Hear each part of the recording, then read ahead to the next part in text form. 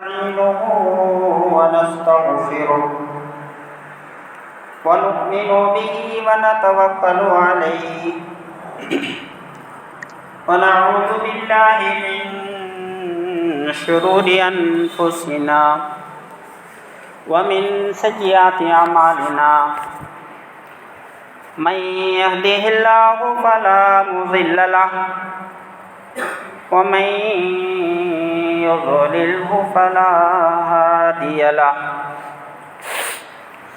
ونشهد أن لا إله إلا الله وحده لا شريك له ونشهد أن سيدنا ومولانا محمدا عبده ورسوله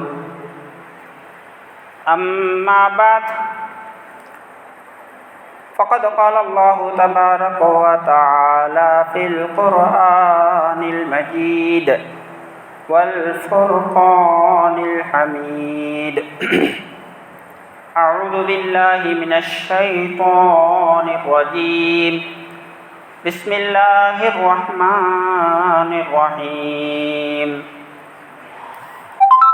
سبحان الذي أسرى بعبده ليلا من المسجد الحرام إلى المسجد الأقصى الذي باركنا حوله لنريه من آياتنا إنه هو سميع بصير.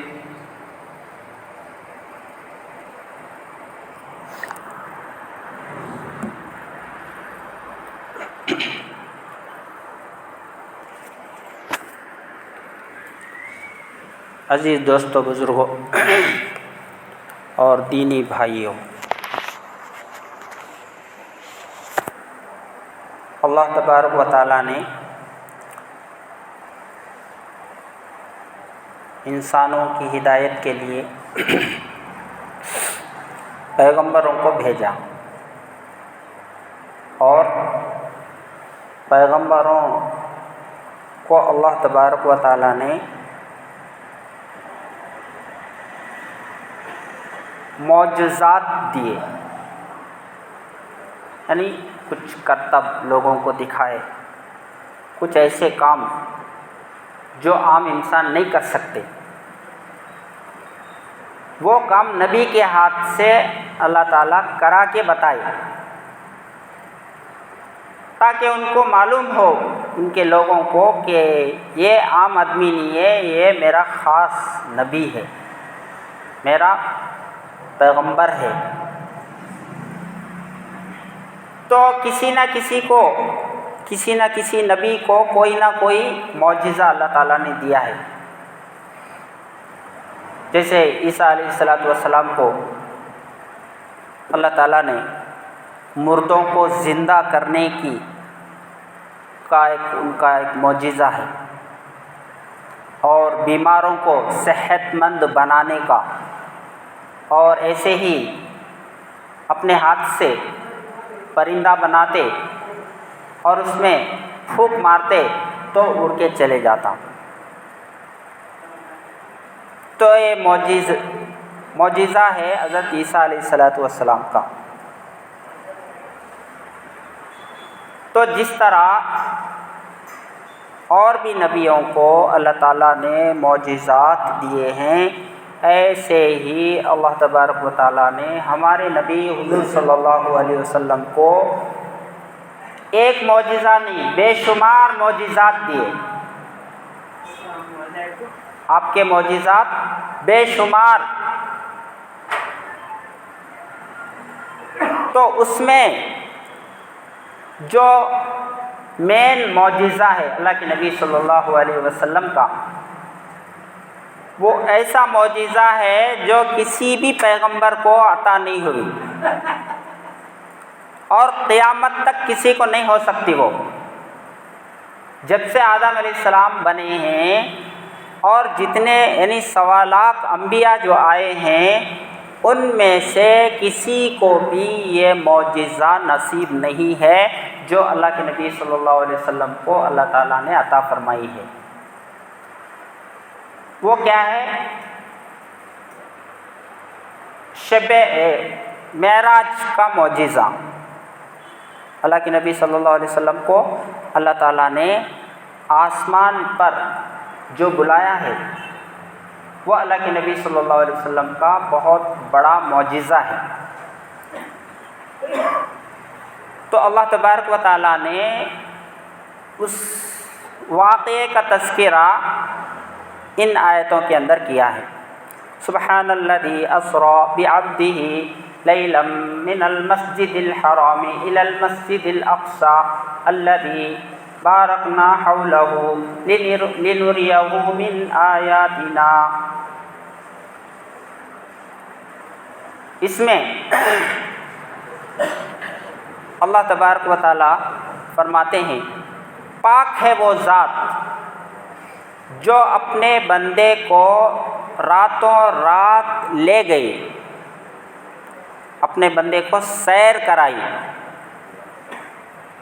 کہاں سے؟ مکہ سے۔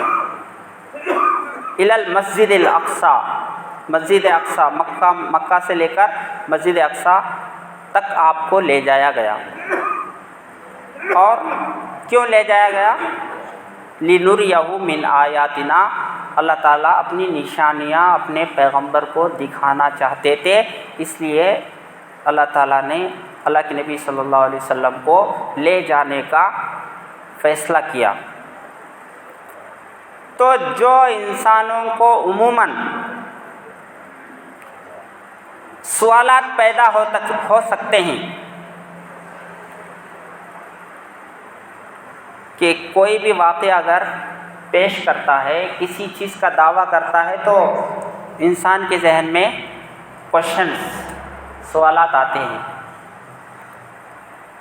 تو سب سے پہلا کوشچن یہ آتا ہے، سوال، کہ کون لے گیا؟ اللہ کے نبی صلی اللہ علیہ وسلم کو آسمان پر اللہ تعالیٰ نے بلایا، تو ان کو کون لے کے گئے؟ یہ سوال ذہن میں آ سکتا ہے۔ تو اللہ تبارک و تعالیٰ نے اس سوال کا جواب اس آیت میں دے دیا ہے اور کہا ہے کہ سبحان الذی اسری، پاک ہے وہ ذات جو اپنے بندے کو لے گئی راتوں رات۔ اسری مانا رات میں لے جانا۔ کون ہے لے جانے والا؟ کون ہے؟ اللہ تعالیٰ فرماتے ہیں میں خود لے گیا، اللہ کے نبی کو میں خود لے گیا۔ کس کو لے کے گئے؟ کس کو لے کے گئے آسمان پر؟ بعبدہ، اللہ تعالیٰ فرماتے ہیں کہ میں اپنے بندے کو لے گیا، میں اپنے بندے کو لے گیا۔ کب لے کے گئے؟ سوال آ سکتا ہے، کب لے کے گئے؟ لیلن کہہ کر کے اس کا جواب دے دیا گیا کہ رات کے وقت میں لے کے گیا، رات کے حصے میں۔ اب سوال ہوتا ہے کہاں سے لے کے گئے؟ من المسجد الحرام، مسجد حرام سے۔ کہاں تک لے کے گئے؟ الی المسجد الاقصی، یعنی یہ سوال بھی پیدا ہوگا کہ کہاں تک لے کے گئے؟ کہاں سے لے کے گئے؟ مکہ سے، اس کا جواب۔ کہاں تک لے کے گئے؟ اور مسجد اقصی، اس کا جواب۔ کیوں لے کے گئے یہ بھی سوال ہو سکتا ہے، تو اس سوال کا جواب اللہ تعالیٰ نے دے دیا کہ لِنُرِيَهُ مِنْ آیاتنا، ہم اپنی نشانیاں دکھانے کے لیے حضور صلی اللہ علیہ وسلم کو آسمان کا سیر کرائے۔ تو جو 6 سوالات انسان کے ذہن میں آ سکتی ہے، اس کو اللہ تعالیٰ نے ایک آیت میں پورے سوالوں کا جواب دے دیا ہے۔ کون لے کے گئے؟ کس کو لے کے گئے؟ کب لے کے گئے؟ کہاں سے لے کے گئے؟ کہاں تک لے کے گئے؟ کیوں لے کے گئے؟ ان 6 سوالوں کا جواب اللہ تعالیٰ نے ایک آیت میں پورا بیان کر دیا ہے۔ تو اللہ کے نبی صلی اللہ علیہ وسلم کو آسمان کا جو سفر کرانا تھا تو اللہ کے نبی صلی اللہ علیہ وسلم کے پاس حضرت جبرائیل علیہ السلام کو بھیجے، وہ بھی رات کے وقت میں۔ جبرائیل علیہ السلام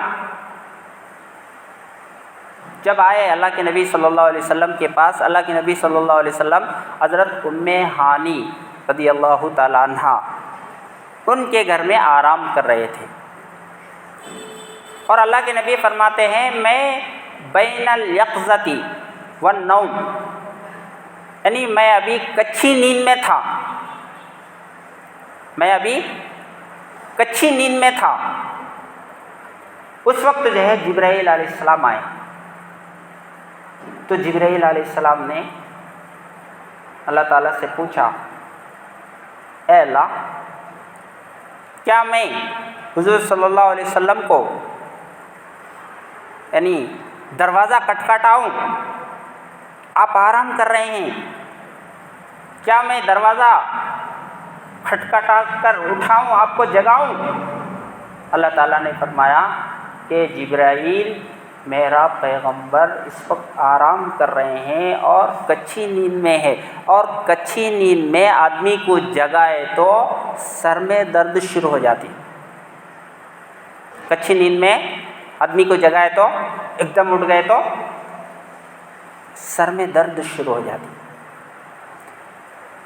تو اللہ تعالیٰ نے جبرائیل سے کہا کہ میرے محبوب کو آج تکلیف نہیں دینا ہے،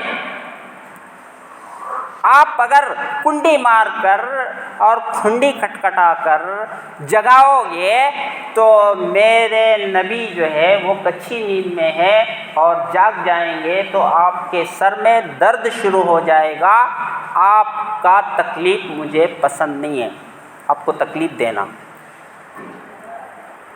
پھر کیسے جگاؤں؟ کیونکہ آسمان پر لے جانا ہے، بیت المقدس تک لے جانا ہے، آپ تک لے کے آنا ہے، جنت کا سیر کرانا ہے، جہنم کا سیر کرانا ہے، اور وہاں بیت المقدس میں نماز پڑھانا ہے، کتنے سب، اور آسمانوں پر پیغمبروں سے ملاقات کرانا ہے، کیسے ہوگا یہ؟ اے اللہ، کیا میں آواز دے کر بلاؤں؟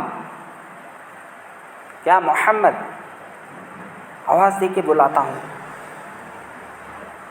بولے وہ بھی نہیں، آواز دے کر بھی بلانے کی پرمیشن نہیں ہے۔ کیوں؟ اس لیے کہ پورا قرآن پاک آپ اٹھا کر دیکھیں کہ کہیں بھی جو ہے اللہ تبارک و تعالیٰ نے اللہ کے نبی صلی اللہ علیہ وسلم کو یا محمد کہہ کر کے نہیں پکارا، اے محمد، یا عیسیٰ ہے، یا داؤد ہے، یا نوح ہے، یا ابراہیم ہے، یا اسماعیل ہے، یا زکریا ہے، یا یحییٰ ہے، اے یحییٰ۔ لیکن حضور صلی اللہ علیہ وسلم کا اللہ تعالیٰ نے کہیں بھی یا محمد کہہ کر کے آپ کا نام نہیں لیا، یعنی آپ کا نام لینا آپ کی شان کے خلاف ہے، ادب کے خلاف ہے،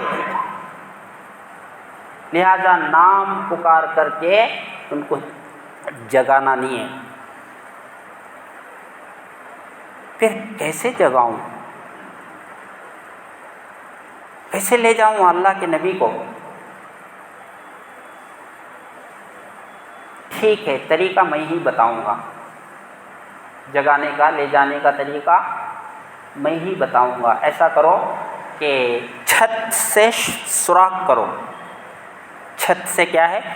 سوراخ کرو، تو سوراخ کر کے ڈائریکٹ اللہ کے نبی صلی اللہ علیہ وسلم کے روم میں حضرت جبرائیل علیہ السلام چلے گئے۔ پھر وہاں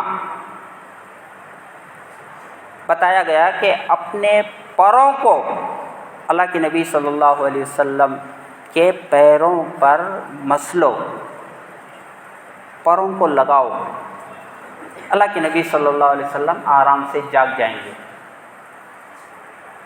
تو اللہ کے نبی صلی اللہ علیہ وسلم کو جگا دیا حضرت جبرائیل علیہ السلام، اور وہ بھی اللہ کے نبی صلی اللہ علیہ وسلم تعجب میں پڑ گئے، وہ بھی رات کے وقت میں ایمرجنسی،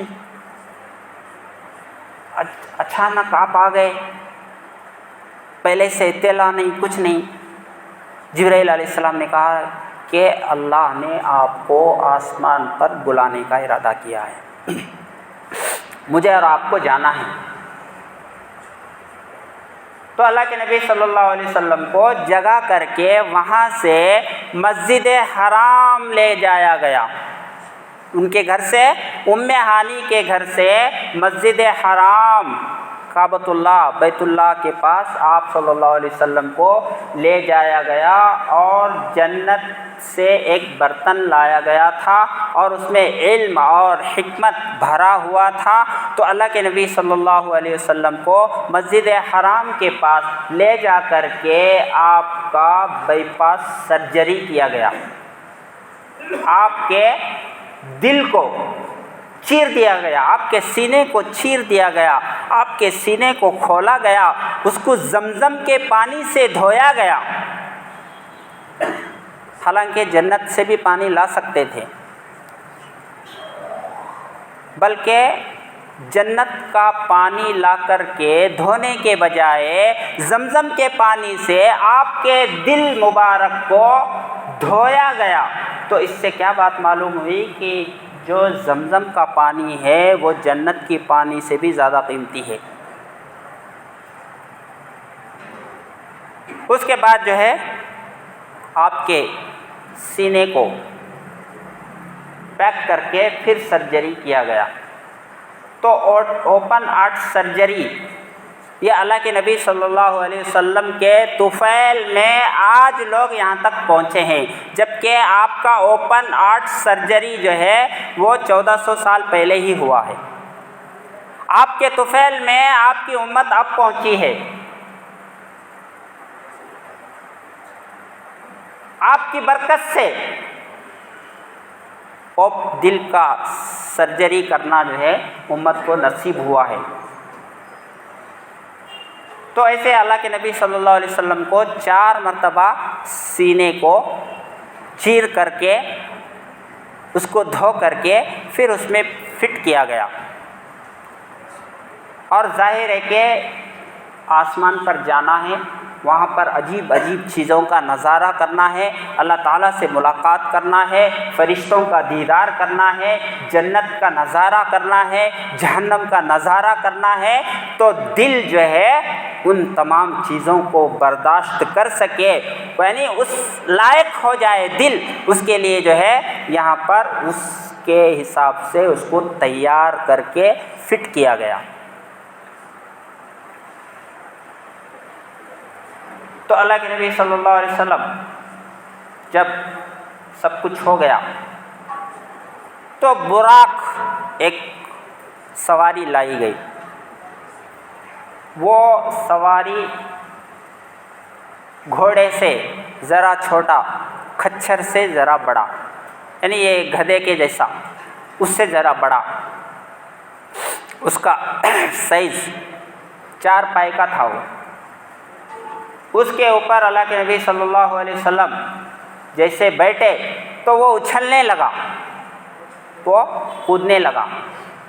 تو جبرائیل علیہ السلام نے اس جانور کو کہا کہ آج تیرے اوپر ایسا انسان بیٹھا ہے کہ اس سے افضل کوئی دنیا میں ہے ہی نہیں، سب سے افضل انسان آج تیرے اوپر سوار ہے، سنبھال کے رہنا۔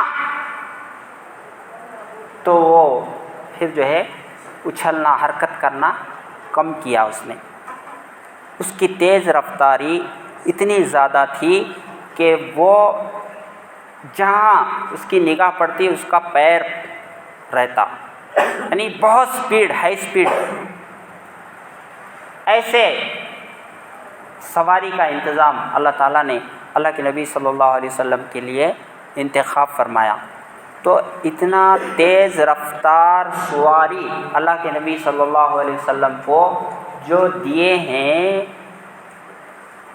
قیامت تک اتنی تیز رفتار سواری پیدا کر ہی نہیں سکتے یہ لوگ، ان سے ہو ہی نہیں سکتا، کتنا ٹیکنالوجی آگے بڑھ جائے، چاہے جو ہے سفر کتنا جو ہے آسان ہو جائے، لیکن ایسی تیز رفتار سواری امتی تیار نہیں کر سکتے۔ کیوں؟ اللہ کے نبی صلی اللہ علیہ وسلم کو اتنا تیز رفتار سواری دیے ہیں کہ امتی وہاں تک پہنچ ہی نہیں سکتے۔ اس لیے کہ کہیں بعد والے یہ نہ کہے کہ اللہ کے نبی صلی اللہ علیہ وسلم آپ کا مقام زیادہ ہے، لیکن آپ تو پلین میں نہیں بیٹھے، اب تو راکٹ نہیں دیکھے، آپ تو ٹرین میں نہیں بیٹھے، آپ تو گھوڑے کے اوپر بیٹھے ہیں، آپ تو اونٹ کے اوپر بیٹھے ہیں۔ کوئی یہ نہ کہے، اللہ کے نبی صلی اللہ علیہ وسلم کو سب سے اونچی سواری اللہ تعالیٰ نے عطا فرمائی کہ کوئی امتی ایسی سواری پر، اتنی تیز رفتار سواری پر سوار ہو ہی نہیں سکتے، انہوں تیار کر ہی نہیں سکتے۔ آپ صلی اللہ علیہ وسلم کے مقام کو بتانا یہاں مقصود ہے۔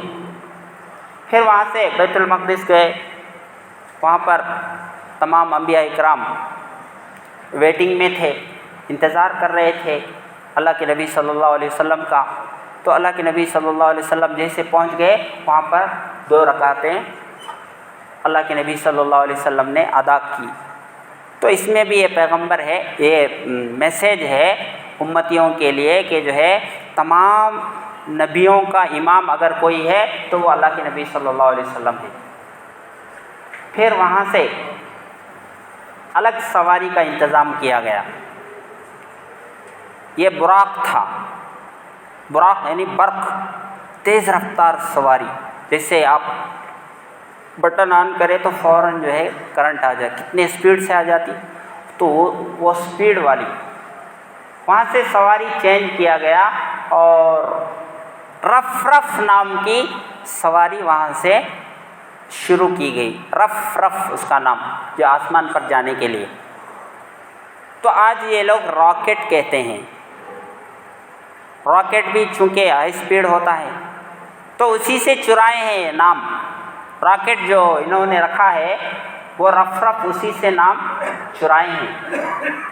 تو اللہ کے نبی صلی اللہ علیہ وسلم اس پر جو ہے سوار ہو کر اللہ تعالیٰ سے بات کیے، اور وہاں پہلے آسمان پر حضرت آدم علیہ السلام سے ملاقات ہوئی، پھر جو ہے دوسرے آسمان پر عیسیٰ علیہ السلام، پھر یحییٰ علیہ السلام، پھر تیسرے آسمان پر یوسف علیہ السلام، پھر چوتھے آسمان پر ادریس علیہ السلام، اور 5ویں آسمان پر ہارون علیہ السلام، اور 6ٹھے آسمان پر موسیٰ علیہ السلام، 7ویں آسمان پر ابراہیم علیہ السلام۔ ان تمام پیغمبروں سے ملاقات ہوئی۔ ابراہیم علیہ السلام نے اپنے امتیوں کو اللہ کے نبی سے میسیج دیا کہ تم میری طرف سے تم اپنے امتیوں کو کہہ دینا کہ جنت جو ہے وہ چٹیل میدان ہے، اس میں درخت وغیرہ لگایا کریں۔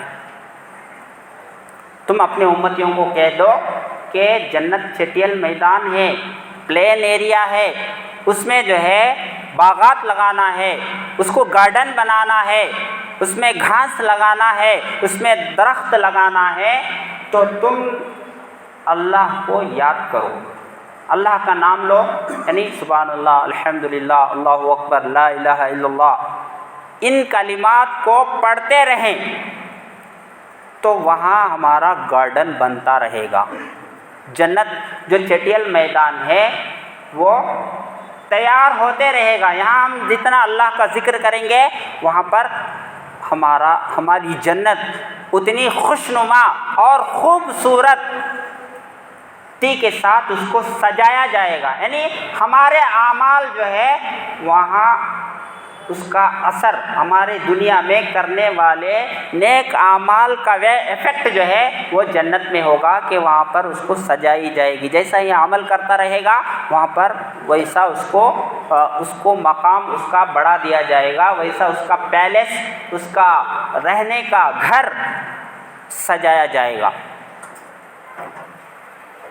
بہرحال تو یہاں سوچنے کا یہ ہے کہ اللہ کے نبی صلی اللہ علیہ وسلم کو مسجد سے لے گئے اور ریٹرن لا کر کے مسجد میں ہی آپ کو چھوڑا گیا.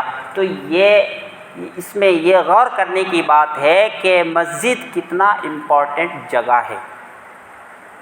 اللہ کے نبی صلی اللہ علیہ وسلم کا سفر مسجد سے ہوا، مسجد حرام سے، یہ دنیا کا سفر، اور مسجد اقصی وہاں سے آسمان کا سفر شروع ہوا، وہاں بھی مسجد سے شروع کیا گیا، یہاں بھی مسجد سے شروع کیا گیا، یہ بتانے کے لیے کہ مسجد جو ہے وہ اللہ کو بہت ہی پسندیدہ جگہ ہے. لیکن ہم لوگ مسجد سے دور ہیں.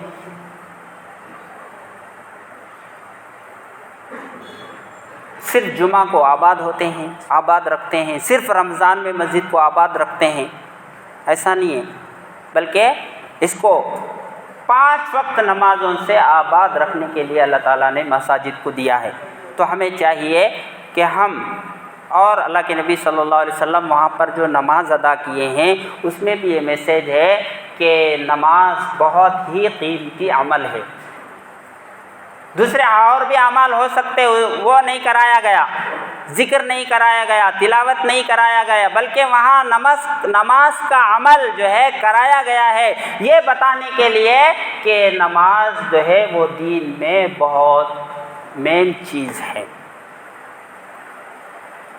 تو ہم سب کو چاہیے کہ ہم اس واقعے سے، معراج کے سفر سے، جو اللہ تعالیٰ نے اللہ کی طرف سے جو نماز کا تحفہ لے کر آئے ہیں، اللہ کے نبی اللہ کے پاس سے نماز کا تحفہ لے کر آئے ہیں، اس کی قدر کرے اور مسجد کو آباد کرے اور نمازوں کا اہتمام کرے تو اللہ تعالیٰ راضی ہوں گے اور ہمارے لیے جنت کا فیصلہ کریں گے. اللہ تعالیٰ ہم سب کو کہنے سننے سے زیادہ عمل کی توفیق عطا فرمائے.